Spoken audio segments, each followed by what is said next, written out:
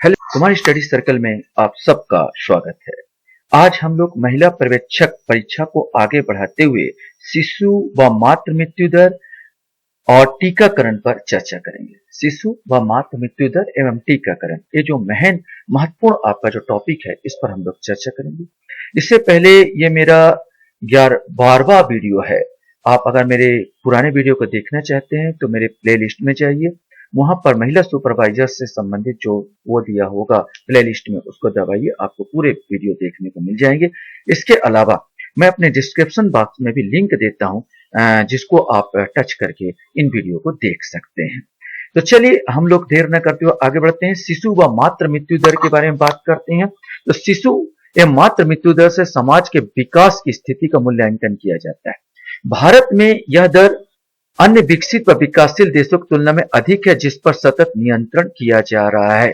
शिशु मृत्यु दर होता क्या चीज है? तो शिशु मृत्यु दर प्रति 1000 जीवित जन्मे शिशुओं में से 1 वर्ष या इससे कम उम्र के मर गए शिशुओं की संख्या। याद रखेंगे, शिशु मृत्यु दर प्रति 1000 जीवित जन्मे शिशुओं में से 1 वर्ष में, देखो 1 वर्ष की दायरा है, 1 साल के अंदर जो शिशुओं को मृत्यु हो जाती है उसे शिशु मृत्यु दर कहा जाता है। बाल मृत्यु दर अलग है, नवजात शिशु मृत्यु दर अलग है, तीन मृत्यु दर, शिशु मृत्यु दर यह अलग है, नवजात शिशु मृत्यु दर उसको बताऊंगा और बाल मृत्यु दर उसको बताऊंगा। तीनों चीज को ध्यान में रखना है। पहले हम चलते हैं शिशु मृत्यु दर। शिशु मृत्यु दर प्रति 1000 जीवित जन्मे शिशुओं में से 1 वर्ष या उससे कम उम्र में मर गए शिशुओं की संख्या है। महत्वपूर्ण तथ्य के बारे में बात करें तो वर्तमान में भारत में शिशु मृत्यु दर 32 प्रति 1000 जीवित जन्म पर है। वर्तमान आंकड़ों के मुताबिक भारत में शिशु मृत्यु दर में मामूली सुधार हुआ है। यह 2017 में जहां 33 थी, वहीं 2018 में घटकर 32 हो गई है। मध्य प्रदेश में शिशु मृत्यु दर 2018 में सबसे ज्यादा प्रति 1000 शिशुओं पर 48 रही है, जबकि केरल में सबसे कम, जहां 1000 शिशुओं में सिर्फ 7 की मौत हुई है। बहुत इंपॉर्टेंट चीज है। अभी वर्तमान में शिशु मृत्यु दर की बात की जाए तो मध्य प्रदेश सबसे आगे है और केरल सबसे कम है। केरल पिछले 5 वर्षों में IMR माने शिशु मृत्यु दर में 12 से 6 की गिरावट के साथ सबसे अच्छा प्रदर्शन करने वाला राज्य रहा है। केरल के बाद दिल्ली ने 11, तमिलनाडु ने 15 के साथ बेहतर प्रदर्शन किया। सबसे खराब प्रदर्शन करने वाले राज्यों में मध्य प्रदेश, उत्तर प्रदेश, पंजाब और हमारा छत्तीसगढ़ भी है। सैंपल रजिस्ट्रेशन सर्वे SRS के शिशु मृत्यु दर की रिपोर्ट में मध्य प्रदेश का 48, उत्तर प्रदेश का 43, असम का 41, छत्तीसगढ़ का भी 41, ओडिशा का 40, राजस्थान का 37, बिहार का 32, उत्तराखंड का 31, हरियाणा का 30, झारखंड का 30, आंध्र प्रदेश का 29 की जानकारी दी गई है। यह आंकड़े 2018 की रिपोर्ट के आधार पर 8 मई 2020 को जारी हुई थी। अब आता है नवजात शिशु मृत्यु दर। देखो, शिशु मृत्यु दर मैंने कहा था 1 साल के अंदर 1000 बच्चों में। अब आता नवजात शिशु मृत्यु दर, जो NMR कहते हैं। यदि जन्म के 28 दिवस पूरे होने से पहले, याद रखना, यदि जन्म के 28 दिवस पूरे होने से पहले शिशु की मृत्यु हो जाए तो उसे नवजात शिशु मृत्यु दर कहते हैं। क्वेश्चन बन सकता है कि नवजात शिशु मृत्यु दर कितने दिन के पहले? 28 दिवस के, याद रखना। भारत में नवजात शिशु मृत्यु दर लगभग 43 शिशु प्रति 1000 है। इस दर की गणना निम्न सूत्रों के माध्यम से की जाती है। सूत्र भी 2-3 बार एग्जाम में पूछा जा चुका है। 28 दिवस की आयु सीमा के भीतर मृत बच्चों की संख्या इंटू 1000 अपन जीवित जन्म बच्चों की संख्या, यह सूत्र रहेगा। नवजात मृत्यु दर केरल, सिक्किम और गोवा में सबसे कम तथा बिहार, त्रिपुरा और असम और गुजरात में सर्वाधिक आंकी गई है।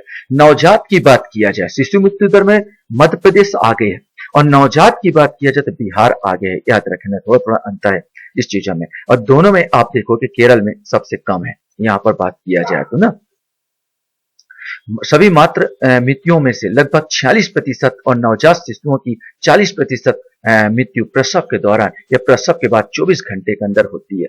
नवजात शिशुओं की मृत्यु के प्रमुख कारणों में समय से पहले प्रसव 35%, नवजात शिशु का संक्रमण 33%, मन उनमें बीमारी आ जाता है, संक्रमण आ जाता है। प्रसव के दौरान दम घुटना 20%, बच्चे जन्म ही नहीं ले पाते और दम घुट जाता है, और जन्मजात विकृतियां 9% होती है, जिससे मौत होती है। अब आते हैं बाल मृत्यु दर CMR, ये अलग है। एक जन बताया सीधा 1 साल के अंदर, एक जन बताया 28 दिन के अंदर, एक आप बता रहे 5 साल के अंदर।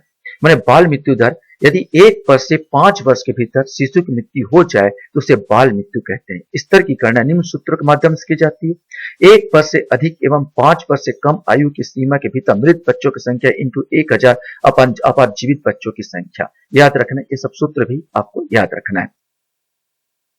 शिशु मृत्यु के कारण अगर देखा जाए तो जन्म के तुरंत बाद सांस न लेना, बच्चे पैदा होते हैं और सांस लेना जरूरी होता है, नहीं लेने के कारण मौत हो सकती है। समय पूर्व जन्म हो जाता है और संक्रमण होता है। अन्य कारण में असुरक्षित प्रसव, गर्भावस्था में गर्भवती माता को उचित देखभाल न करना, कम वजन के बच्चों का जन्म, प्रसव पश्चात बच्चे को उचित देखभाल न होना, प्रसव पश्चात शिशुवती माताओं को समुचित पोषण आहार प्रदान न करना तथा व्यवहारिक सामाजिक मान्यताएं, 2 प्रसव के मध्य 3 साल के कम अंतर होना, जल्दी जल्दी प्रसव हो जाना, गर्भपात एवं अधिक संख्या में प्रसव होना, कम उम्र में मां बनना। छत्तीसगढ़ में गर्भवती महिलाओं में सिफिलिस, गनोरिया बीमारी एवं एनीमिक महिलाओं की संख्या अधिक है। खून की कमी, संस्थागत प्रसव के प्रति लोगों का रुझान कम होना एवं संस्थागत प्रसव के लिए समुचित व्यवस्था न होना। संस्थागत प्रसव माने जो आपका हॉस्पिटल है तो उससे संबंधित है।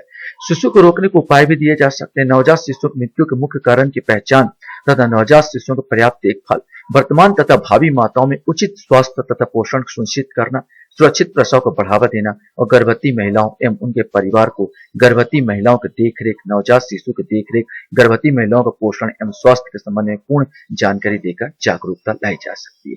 कुछ विशेष तथ्य की बात करूं तो भारत दुनिया का एकमात्र ऐसा बड़ा देश है जहां लड़कों की तुलना में लड़कियों की मृत्यु दर 11% अधिक है, जबकि वैश्विक स्तर पर लड़कियों की मृत्यु दर लड़कों की मृत्यु दर की तुलना में 10% कम है। लेकिन हमारे भारत एक अलग है, यहाँ पर लड़कियों की मृत्यु ज्यादा हो जाती है। अब आते हैं मां के संबंध में मातृ मृत्यु दर MMR की बात कर लेते हैं। प्रसव के दौरान माता की भी मृत्यु हो जाती है, ये भी हमारे लिए बहुत चिंता का विषय है। मातृ मृत्यु दर MMR 1 लाख जीवित जन्म पर होने वाली मातृ मृत्यु की संख्या मातृ मृत्यु दर कहलाती है। याद रखना, 1 लाख पर। अभी तक हम लोग बच्चे लोगों का 1000 पर चल रहे थे, इस पर चल रहे हैं 1 लाख। मातृ मृत्यु दर MMR 1 लाख जीवित जन्म पर, 1 लाख जो माताएं बच्चे जन्म देती है उन पर होने वाली मृत्यु कहते हैं। जीवित जन्म पर होने वाली मातृ मृत्यु की संख्या मातृ मृत्यु दर कहलाती है। गर्भावस्था, प्रसव दौरान या प्रसव पश्चात 42 दिन के भीतर गर्भावस्था के कारण से होने वाली 15 से 49 वर्ष की महिला की मृत्यु को मातृ मृत्यु दर कहते हैं। समय है 42 दिन, ये बहुत इंपॉर्टेंट है। गर्भावस्था, प्रसव के दौरान, प्रसव के पश्चात 42 या प्रसव के दौरान हो या प्रसव के पश्चात कितना दिन, 42 दिन। इसको याद रखेंगे, 42 डेज, है ना। कितने साल की महिला है, 15 से 49 वर्ष की महिला की मृत्यु मातृ मृत्यु कहलाती है। भारत में पहली रिपोर्ट मातृ मृत्यु दर का अक्टूबर 2006 में जारी की गई थी। इंपॉर्टेंट है, भारत के मातृ मृत्यु दर MMR 2016-18 में घटकर 113 पर आ गई है, थोड़ा कमी आई है। रजिस्ट्रार जनरल ऑफ इंडिया के ताजा आंकड़ों के मुताबिक असम में प्रसव के समय माओ के मरने की तादाद सबसे ज्यादा है। इस चीज को ध्यान रखेंगे। उत्तर प्रदेश और मध्य प्रदेश का नंबर उसके बाद है।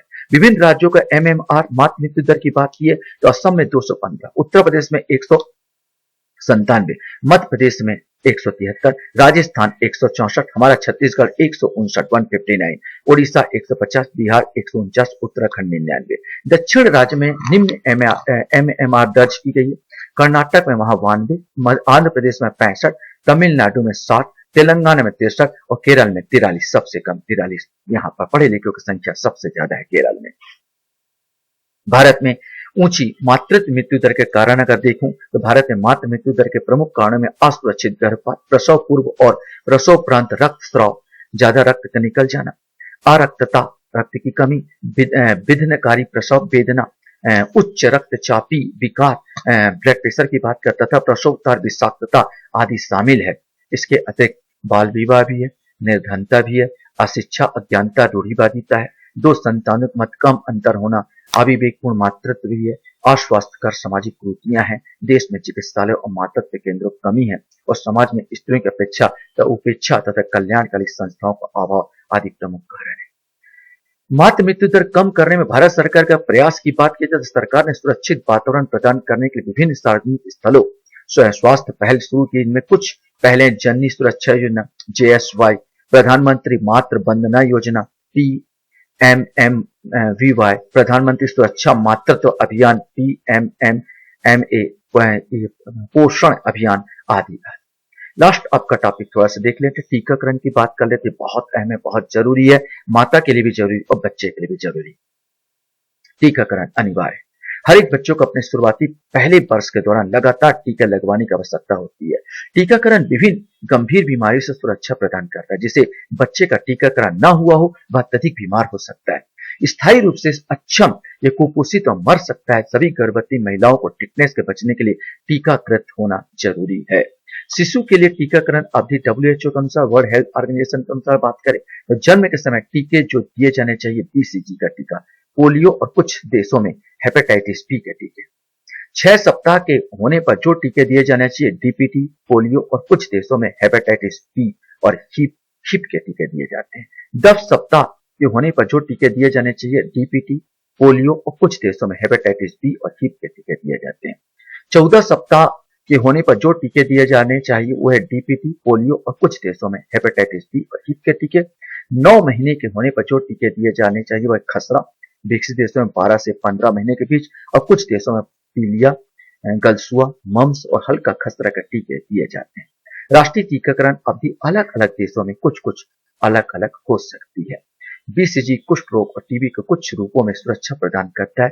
DPT डिप्थेरिया, कुकुर खांसी और टिटनेस की सुरक्षा प्रदान करता है। इंपॉर्टेंट, DPT 3 चीजों डिप्थेरिया, कुकुर खांसी और टिटनेस से सुरक्षा प्रदान करता है। वहीं BCG कुष्ठ रोग तो नहीं, विशेष करके टीबी से सुरक्षा प्रदान करता है, थोड़ा सा कुष्ठ रोग से भी सुरक्षा प्रदान करता है।